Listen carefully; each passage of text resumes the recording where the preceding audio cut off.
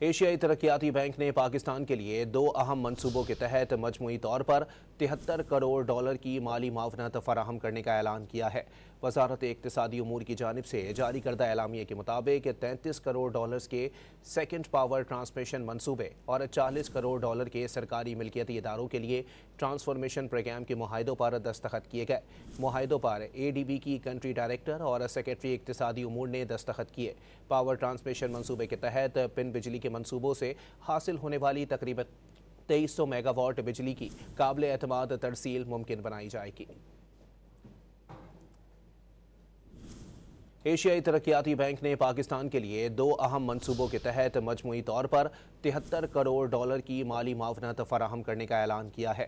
وزارت اقتصادی امور کی جانب سے جاری کردہ اعلامیے کے مطابق 33 کروڑ ڈالرز کے سیکنڈ پاور ٹرانسمیشن منصوبے اور 40 کروڑ ڈالر کے سرکاری ملکیتی اداروں کے لیے ٹرانسفارمیشن پروگرام کے معاہدوں پر دستخط کیے گئے۔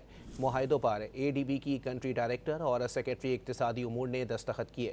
پاور ٹرانسمیشن منصوبے کے تحت پن بجلی کے منصوبوں سے حاصل ہونے والی تقریباً 2300 میگا واٹ بجلی کی قابل اعتماد ترسیل ممکن بنائی جائے گی۔